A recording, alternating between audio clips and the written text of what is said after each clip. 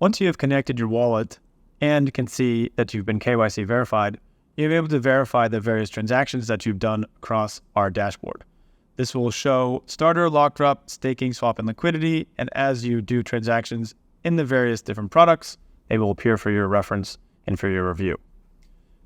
Going down, you'll also be able to see your various asset analytics, which show the type of assets which are being held in your wallet at any given time.